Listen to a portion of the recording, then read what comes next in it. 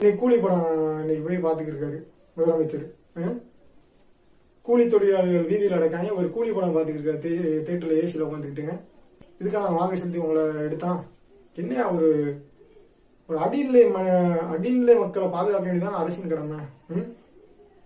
அதுக்காண்டி தானே ஓட்டு வாங்குறீங்க. உங்களுக்கு பொய்யான வாக்குறுதிகளை கொடுத்து எவ்வளோ ஓட்டு வாங்குறீங்க.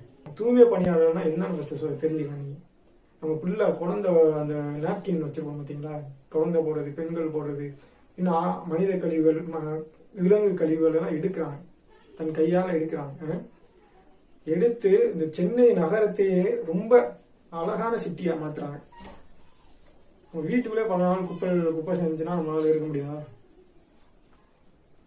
பல குப்பைகளை அகற்றி தன் கைகளால் அம்பது தோல்வியாதியும் அவங்களுக்கு ஒரு ப்ரொசீஜரே கிடையாது, ஒரு கரெக்டான ப்ரொசீஜர் கிடையாது. அவங்களுக்கு நோய் வாய்ப்பட்டா அவங்கள பார்த்துக்கிறது கிடையாது. இப்படி எந்த ப்ரொசீஜருமே அந்த கவர்மெண்ட் பண்ணாம அவங்க இப்போ 13 நாளா போராட்டம் நடத்திக்கிறாங்க. சரி, போராட்டத்தையாவது நிம்மதியாக நடத்துறீங்களா?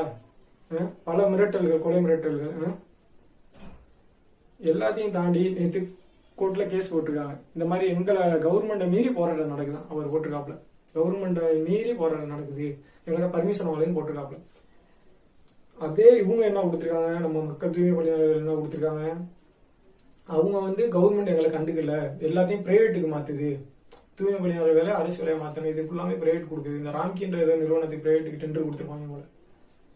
எல்லாத்தையும் சொத்து உடைமைகள் அரசு எல்லாத்தையும் வித்துவிட்டு பிரைவேட்ல வித்துவிட்டு இவங்க என்னதையும் பண்ண போறாங்கன்னு ஒன்றும் புரியல. தூய்மை பணியாளர் வழக்கு கொடுத்துருக்காங்க, கவர்மெண்ட்டும் வழக்கு கொடுத்துருக்கு. இதுல கவர்மெண்ட் வழக்கு தானே சட்டம் ஆட்சி இது நீதிமன்றம் சீக்கிரம் எடுக்க என்ன எடுத்திருக்காங்க, எடுத்து கவர்மெண்ட்டுக்கு சாதகமா மனிதர்களை அப்புறப்படுத்துங்க. அவங்க என்ன குப்பையை அப்புறப்படுத்த, சரி அப்புறப்படுத்துன்னு தீர்ப்பு கொடுத்துட்டீங்க. அவங்க போட்டாங்கல்ல அரசு மேல, அந்த வழக்கை நீங்க எடுக்கல இது வரைக்கும், எடுத்து அதுக்கு ஒரு தீர்ப்பு சொல்லல இது வரைக்கும். அரசாங்கத்தை நீங்க கண்டிக்கல, மக்கள் மேலேயே உங்க அதிகாரத்தை ஃபுல்லா செலுத்திக்கிறீங்க.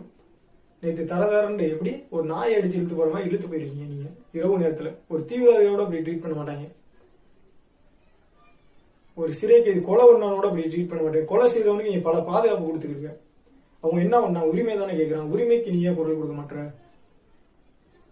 அவங்க நாய் அடிக்கணும் வச்சிருக்கு. பெண் வக்கீல் 2 பேரை, பெண் வக்கீல் ஒரு ஆள், ஆண் வக்கீல் ஒரு ஆள், 2 பேரும் முன்னின்று நடத்தினாலும் அவங்கள சுத்திக்கிட்டே இருக்காங்க. கார்ல வச்சு எங்க வச்சிருக்கேன்னு தெரியல. அவங்க கையை ஒடிச்சிருக்க, அவங்க மார்பகங்கள் அமுக்கு கேட்கும்போது அவ்வளோ இருக்கியா, அசியமா இருக்கியா அவங்களுக்கு நினைக்கும் போது. பெண்களை காலால மிதிக்கிறீங்க, கேட்டா பெண் பாதுகாப்பு அப்படின்ட்டு. கொஞ்சமாவது திருந்தி மக்களுக்கு சாதகமா நடவையா. இன்னும் பணத்துக்காண்டியே கும்பிட விடாம